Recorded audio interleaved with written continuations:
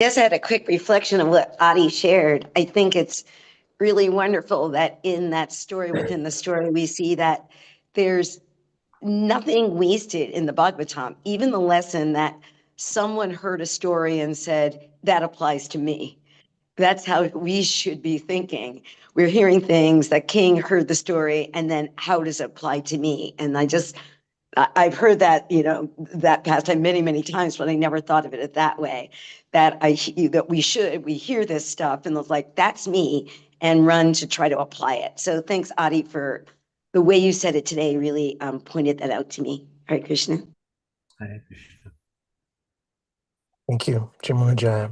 Okay, Srimad Bhagavatam, Canto 10, Chapter 86, verse 49. Satvam sadhi sva bhrityana kim deva karavamahe etatanto nrinam klesho yad bhavan akshigocharam. Translation by the disciples of Srila Prabhupada. O Lord, you are that supreme soul, and we are your servants. How shall we serve you, my Lord? Simply seeing you puts an end to all the troubles of human life. Text 50. We're just going to the translation and purport.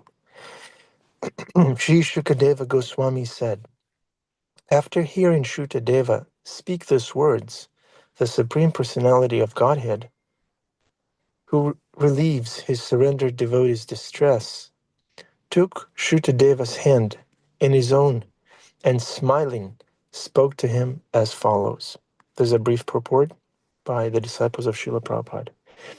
Acharya Vishwanath comments that Lord Krishna took Shrutadeva's hand and smiled as a gesture of friendship to tell him, yes, you know the truth about me, and I also know all about you. So now I will tell you something special. Verse 51. Translation. The Supreme Lord said, my dear Brahmana, you should know that these great sages have come here just to bless you. They travel throughout the worlds with me, purifying them with the dust of their feet.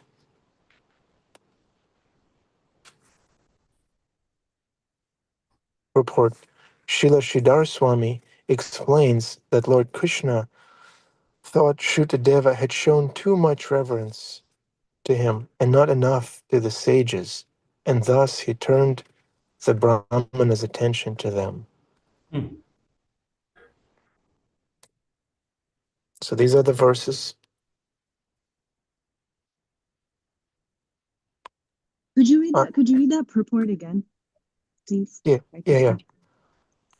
Srila Sridhar Swami explains that Lord Krishna thought that Shrutadeva had shown too much reverence to him and not enough to the sages, and thus he turned the Brahmana's attention to them. So the Brahmana was glorifying the Lord, asking how he could serve the Lord, and the Lord said, but what about the sages? They're also here, traveling with me. I was listening to a class yesterday, and the devotee who was speaking make this point that devotees are participating in Krishna's Leela eternally. It's not that the Leela is over and the devotees go somewhere, someplace else. They are always participating, always engaging in the loving exchanges with the Lord. That happens at all times, everywhere, where the Leela is going on. But there's one little darkened portion of the universe where people choose to turn away from the Lord. Yeah, that's us down here.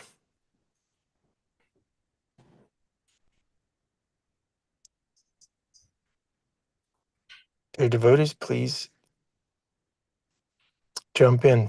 Dimma Prabhu, this is when your interjections are needed. It's not down here, Prabhu. We're not down here in this material world. We're out here in this material world. Yes.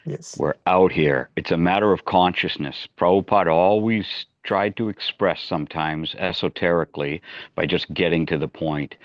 What? You don't see this? You don't see Narada Muni? You don't see Shiva You don't see Vishnu in the audience here at my lecture that nobody showed up to. It says that it was all attended by demigods. Now, is Prabhupada being imaginative? Is he exaggerating? Is he crazy? Or does he understand that this Leela, as you said, Prabhu, is going on at all times? And it's only a matter of our consciousness because we're out in the material world. We have allowed our mind has taken us for a ride out into matter. But right there behind us is the whole spiritual world and all the things we read about and then some right around us. And all we got to do is flip that switch of surrender. It's literally a switch that you can flip, and you have to do it on the daily. Yeah. Then you can, Spiritual yeah, world is inside our japa bag, right? Right there. exactly. You use your finger and your thumb to flip that switch. Yeah, and Lord Chaitanya was like Jeev Jago, wake up, wake up. Guru Nanak, who started the Sikh faith, said very simply, the world is a drama staged in a dream. The world is a drama staged in a dream. What is a dream? Something that comes and goes. So here we are. Everything comes and goes, even the sun, even the planets, the universe itself, apparently on the breath of Vishnu. Apparently, I don't know it. They tell me this. When he breathes in, it's all over. So that's a dream. When we all of a sudden wake up with a gasp, the dream is gone. A drama though, that's the big part. So, as Shakespeare said, all the world's a stage, and all the men and women merely players. So, um, yeah, it really does. It really does matter that we understand that Krishna and the spiritual world we have to accept by faith and also by experience with Krishna's, Leela in our life. And it might be heavy duty Leela, like you're getting tested, like he's throwing something at you, to make sure you don't flinch, that you catch it and that you work with it and that you work through it and that you grow.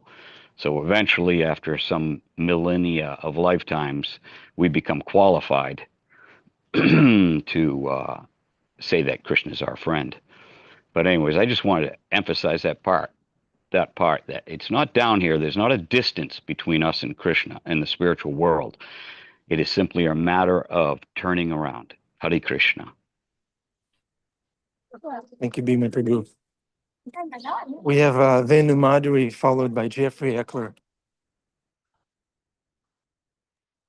Hare Krishna.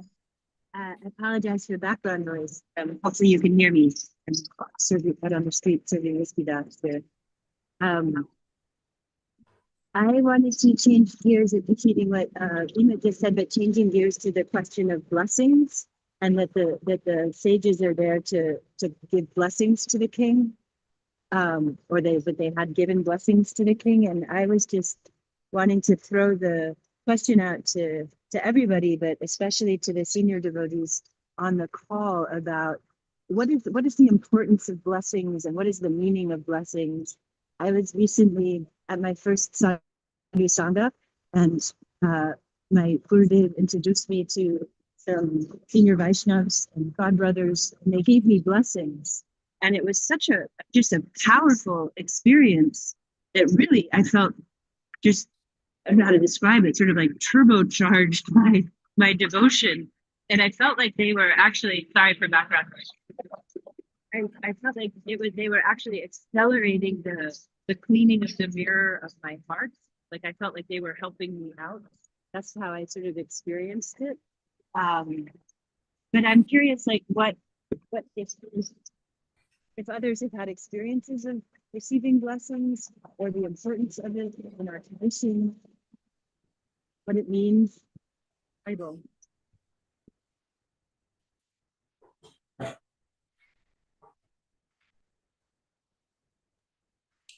Hare Krishna.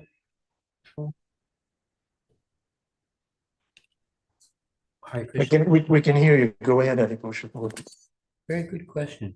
I heard a class a little while ago, and it refers to this, something that was mentioned in this verse about how you may think an atheist is someone who doesn't believe in the existence of the Lord, but the person giving class said that it bleeds right down to our immediate experience. There's the philosophy, there's no such thing as a guru. You don't need a guru, or there's no temple president, or there's no one closer to Krishna than me, so I can just figure out Krishna consciousness on our own. So we are, it says here that the sages were Krishna's arrangement, instrumental in caring for us and uplifting us and protecting us and guiding us and reminding us. So who do we allow to speak into our life? Do we actually want somebody worthy of our complete trust and obedience, and someone to inquire from, and someone who are willing to listen to after we ask a question? So that's not just something far away like our relationship with the Lord, it's a relationship with the person right here in our life. And even Gail asked the question the other day, what if you don't have a spiritual master yet? But the spiritual master's representatives are there. Krishna can give us the quality of association we're asking for. We want someone who's going to speak the truth to us and not just tell us what we want to hear and flatter us and pamper our false ego. Then Krishna will give that sadhu, that cutting person, that person who can say, hey, wait a minute, wake up, don't forget. You know, devotional service is important, it's a priority, it's our life's breath. And so that quality of person is available. And if we try to jump over that immediate authority, just like people approached Prabhupada and he said, you don't have GBC, who is your temple president? If we jump over, that's impersonal. We are the servant of the servant of the servant of Krishna. And it's always available. It's not that, oh, I don't have any devotees. We have what we ask for. And then we can, even if there's somebody there giving good advice, if we're not willing to listen, we just want to figure it out on our own, then Krishna will allow us to remain ourselves in the center of existence with nobody who we're offering our service to. Anyway, that's what I heard. Whether we hope that's valuable. All glories to Srila Prabhupada. Any comments on that comment?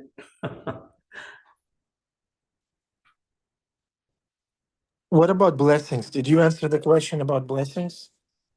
Yeah, that's the blessing is, now somebody say, please bless me that I have good health, please bless me that I get a good job, please bless.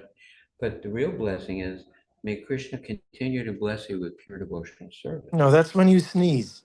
We need something, we need a more profound answer. Okay, you can answer better. It's a joke, Adipusha. I'm just messing with you because I love you. Now, blessings is everything, is The fuel. blessing is devotional service. Everything is included in that. May Krishna continue to bless you with pure devotional service. From your lips to Krishna's ear, when somebody says that to you, Krishna will hear his devotee. Yes, is that, I guess maybe I'm asking even mechanically, like how does it work? Those were the nature of the blessings that I was I'm so unbelievably fortunate to receive, where, may your obstacles be cleared, may you may succeed in achieving pure devotional service to the Lord, these types of things. I'm curious about how the importance of it, how it works, where it comes from in our tradition. Just curious, and also if anybody else has received blessings in their experience with them. But I very much appreciate what you just said as well, and understand the connection to the question. I'm quite lowly. I don't know where they come from, but just this morning I sent to Divya, she's having some special meetings today, and I said, may Radha Govinda be with you. And I think that blessings are also contagious. You know, I have a community of a big community here that I'm very much interlinked, and I like to connect people. But I would always hang up the phone without, you know, with devotees, you say, Hari Bol. So, you know, I would just start saying blessings and not say goodbye. And I think it's contagious because now this community, these friends of mine, they're now all imitating me and blessing others. And, you know, I don't think, I mean, what do I know? But we don't have to wait till we're advanced to remind someone to look at their blessings, count your blessings. My great teacher and mentor, Krishna Nandini, every time you would ask her, you know, how are you? She would say, blessed by the best. And, you know, I think there's something to it. Like, it's like counting your blessings, feeling blessed, being blessed, blessing others. And it doesn't have to be like you're blessing someone to,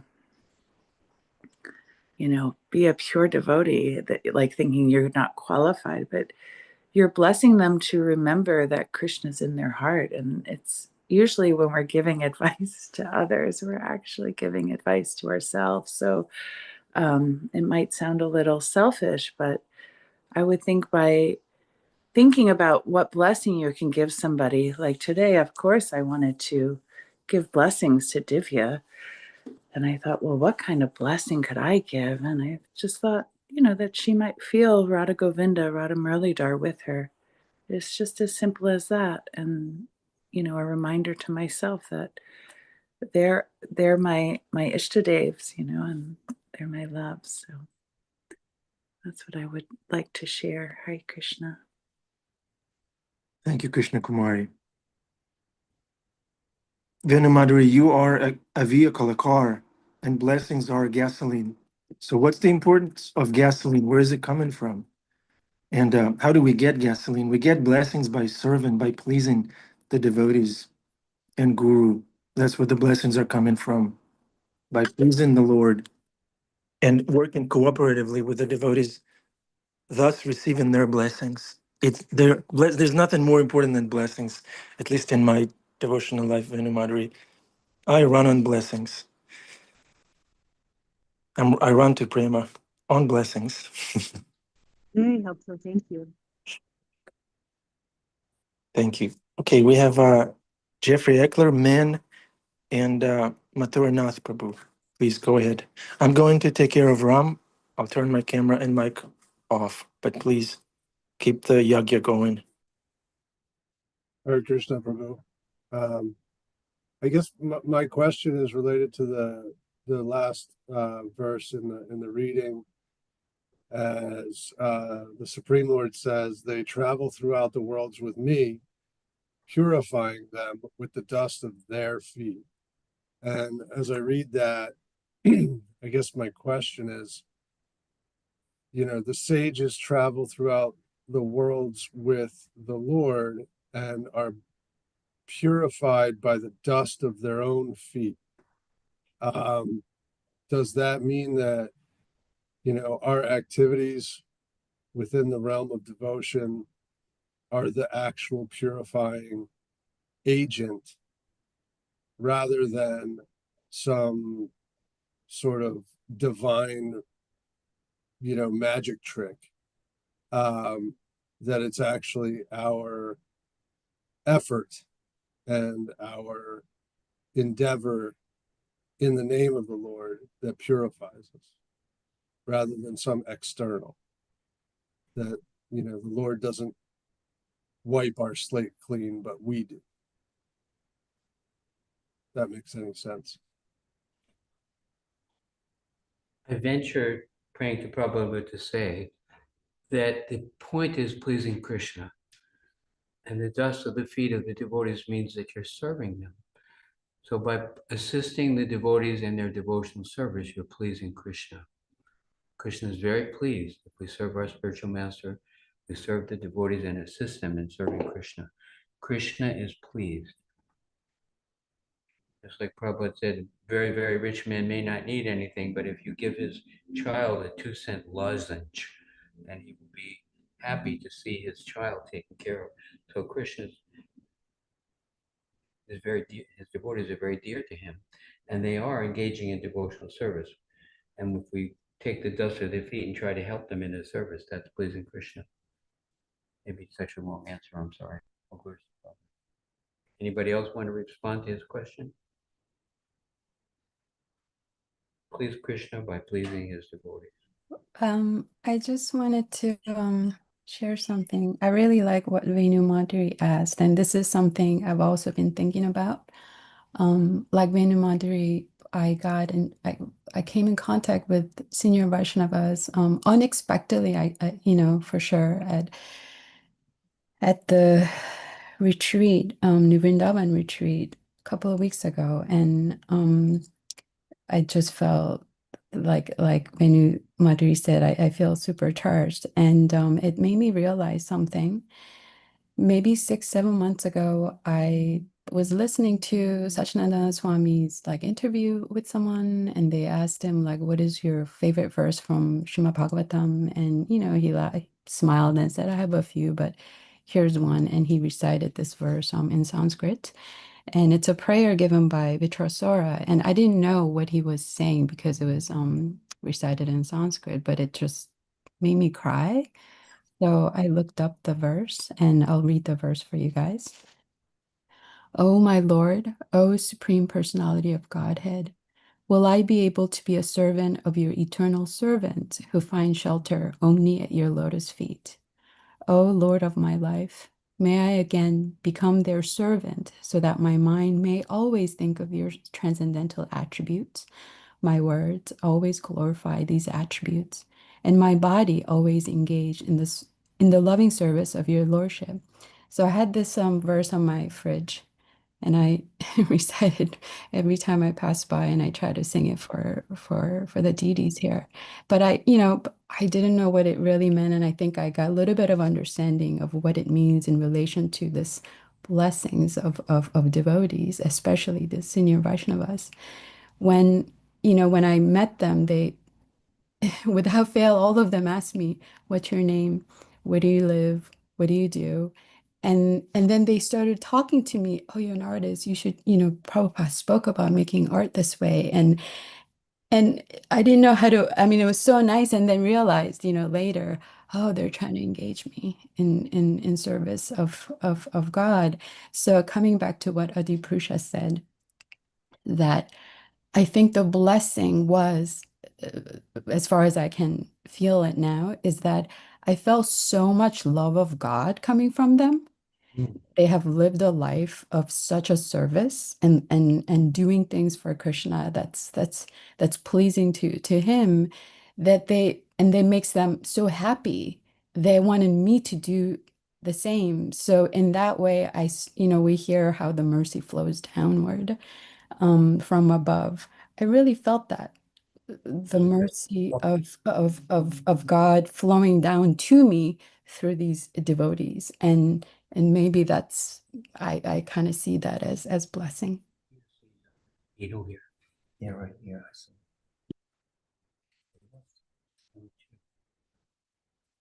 I got it. Thank you. So beautiful, man. Thank you so much. Can you put the number of that verse in the chat? That was incredible. Yes, I'll put it on. Thank you. Madhurnath Prabhu. Haribol. Jai Srila Prabhupada, first all the present devotees, accept my obeisances. I was just reflecting that we may receive blessings, but if we receive them, do we receive them is the question. And if we receive them with a humble heart, with humility, thinking, this is, I don't necessarily deserve this, but this is a real blessing to uplift me, bring me closer to Krishna. Thank you, Krishna, for this. So really honoring it and seeing the value. It's a really good topic. What are these blessings about? Because it's by the blessings of devotees that we do make a bit. We do come closer to Krishna. Krishna doesn't want us. He says, one who says he's my devotee is not my devotee. One who says he's the devotee of my devotee, that is my devotee. So when we're in this, trying to approach this relationship of Krishna from this humble state, understanding I need the blessings, I need the mercy of the devotees because I am their servants. I think we really, not I think, we hear that this opens up our bhakti on another level, transformational level. And then I'm also reflecting from earlier the readings, how much do we want to transform our hearts? How much do we really want to give ourselves in service? Am I praying, I want to be transformed, my Lord. I want to be your servant. Sculpt me, change my heart. And are we holding back from that? Also, are we opening our heart completely to the blessings, or are we scared, oh, I may lose something, I may lose something material in this world, the relationships or whatnot, and just have with an open heart, however that's going to manifest in my heart, let it happen. I want to have full faith that whatever Krishna arranges in my life, it's for my absolute best. So jumping into receiving the blessings and jumping into our bhakti with, yes, transform my heart. I want it. I want you. That's our job, is how much we give ourselves to the process, how much we are opening our hearts to receive. Because the mercy's flowing. Lord Chaitanya is just showering us with mercy. But am I opening myself up to the mercy and receiving it? Do I intensely want it, or do I want it a little bit, or do I want it maybe a medium amount? So that's our job. How can I increase my enthusiasm to receive the mercy? Haribo. Thank you, Mathuranath Prabhu. There was one devotee, he was changing ashrams. He was brahmachari for some years, and then he decided to go back to school and complete his education. And before doing so, he went to every single member of the ashram, asking for their blessings to go back to school. So that's a wonderful illustration of how the devotees, like Mathuranath Prabhu mentioned, that the devotee of my devotee is my devotee. So devotees and their blessings are crucial in our spiritual life. Thank you very much, Mathuranath Prabhu. Narottam Nitai Prabhu. Nonetheless, yeah, I really appreciate everything. I wanted to say that I've heard that once we are initiated, like 99.9% or maybe 99% of our you know karmic baggage is alleviated, and then Krishna leaves a little bit for us to work through so that we can have that gratefulness of working hard for Krishna, in order to really, to fully bloom or blossom in our Krishna consciousness. And another thing I wanted to say was that, I think chapter 13 of the Bhagavad Gita, where it talks about nature, enjoyer, and consciousness, I believe.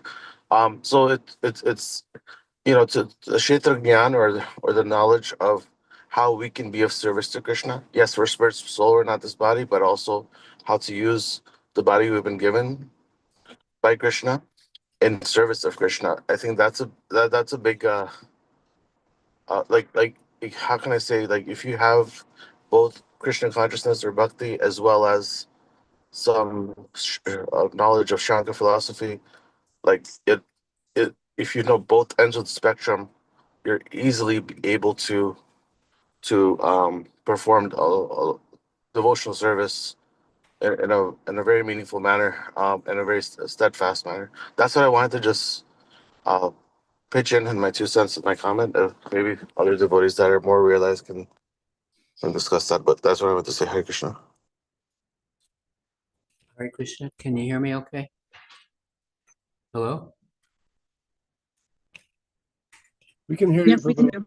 Okay. So, interestingly enough, Krishna is always blessing us at every second, abundantly. The point is, we don't see it as a blessing. Even pain, adversity, conflict, apparent disasters are also Krishna's blessing. So It's more of a blessing. It's whatever, more of a blessing when the calamities come. if that helps you remember Krishna, yeah. But Krishna is always blessing us. Not that we have to really, we may say, why don't you bless me? He is already doing it. But sometimes we don't see it, or we think it should come like this. But it may not come the way we expect or understand or prefer, but Krishna knows. And therefore, appropriately, when we say, somebody mentioned this already, thank you, Lord, for everything just the way it is. How can I serve you under this circumstance? Then we realize the blessing. Not that we just tolerate what's happening or ask Krishna for something else. Let me see that you're already doing everything in a wonderful way. Anyway, that's what we've heard from Prabhupada. We accept corrections or additional. I'd like to give an example. Okay. When the seed is in the ground, it has to approach. It's reminded that the heat is where it should go, even though it doesn't see the sun. This is a life form, and its consciousness is covered, but it seeks the heat, and by doing so, it rises, and then it breaks through the soil, and then it sees the sun. And from the moment that the seed was aware that the heat was what it had to follow to live, that was the moment of the first blessing. And then, of course, we follow those blessings out until we see the sun itself, and then we produce a flower and a fruit. Yes, and a leaf, right? All of those things which Krishna takes as an offering, we bloom in order to give these back to Krishna. It's like you said, Adi, it's a constant blessing. Every breath, it's all miracle. We have to remind ourselves of that. And in that, reminding ourselves that it's all a miracle at all times, and that this is a drama, and that this is a struggle. The seed must struggle to penetrate through the dirt, and it must struggle to grow. Sometimes these flowers come up between pavement. Sometimes you see trees breaking apart sidewalks when they grow, and this is precisely what troubles are.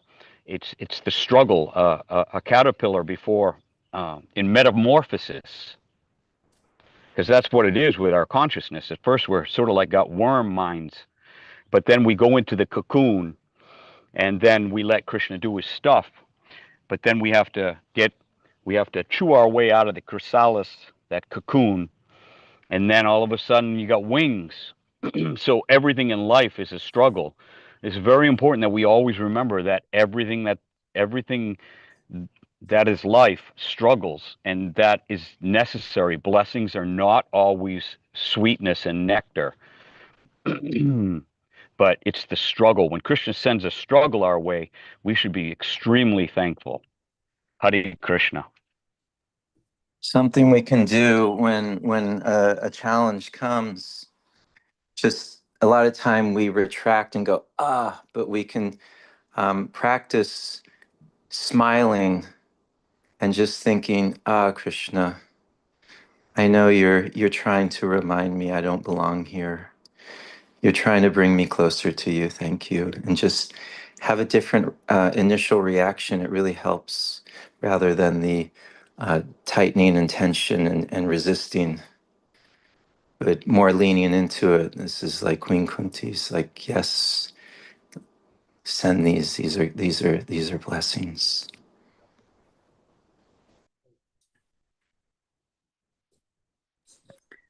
I wanted to share how many blessings I've received from this Sangha. I really, I'm moved. I think we all have choices. There's so many places we could be hearing from. There's so many places and other things we could be doing at this moment, but the Sangha really nourishes me. And I really believe that each of you is so important. You know, just everything you share here, where you go from this part of your day, whether it's caring for your children, dealing with persons that are causing you struggles, or your daily routine. Like this Sangha is so important. On Sunday, actually, you all were speaking so much about the importance of Guru. I was like, okay. So I decided after the class right then and there that I was going to drive to Long Island. My spiritual master had sent like a little notice out of where he was going to be to me. Like, and I had mentioned to my husband, he's like, oh, we can't go to any of those. But by the association of you all, it gave me this impetus, like, okay, you gotta be greedy, just go. And I'm just so grateful for you all. I receive endless blessings from your association and the dust of your feet. I mean, yeah, there's just I I do struggle with a lot of my devotional commitments. And somehow I choose this one to be like the priority, it's like, and I know why, because there is so much dust here, and it's very nourishing. And I love classes like today where we might think someone didn't show up, but then you can see how many people have shown up. And I'll quote Ananda Bihari because I was thinking of him yesterday about like, oh, try to not think of Krishna. It's like, that kind of the cup is half full, like, really, and I have little things from all of you just in my mind, appearing at different times. So I appreciate you all. Hare Krishna.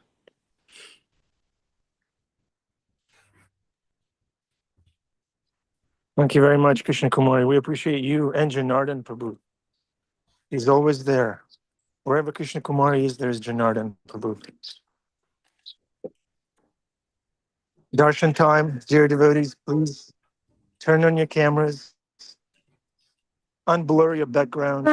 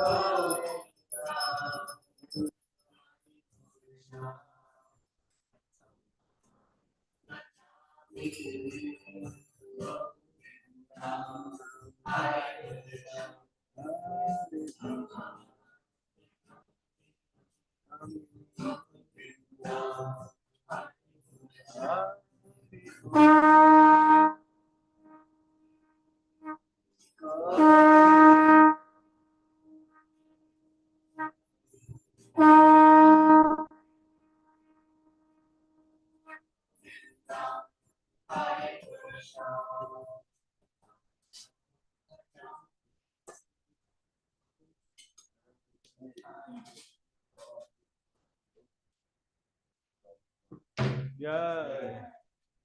Feet of our spiritual master are the only way by which we can obtain pure devotional service. I bow down to his lotus feet with great awe and reverence. By his grace, one can cross the ocean of material suffering and obtain the mercy of Krishna. My only wish is to have my conscience purified by the words emanating from its lotus mouth. Attachment to his lotus feet is a perfection that fulfills all. He opens my darkened eyes, and fills my heart with no knowledge. He is my Lord, birth after birth. From him ecstatic permanent emotion, my ignorance is destroyed. Vedic scriptures sing of his character. Our spiritual master is the ocean of mercy, the friend of the poor, and the Lord and master of the devotees. O Master, be merciful unto us. Give us a shade of your lotus feet. May your fame be spread all over the three worlds. We take shelter at your lotus feet. Thank you, Janitai Prabhu. Hare Krishna, welcome to the Afterglow. Should we do the Afterglow? This whole class was one huge Afterglow. Okay. Thank you very much, dear devotees, for your association. This is our lifeline. This is where we derive our blessings from you.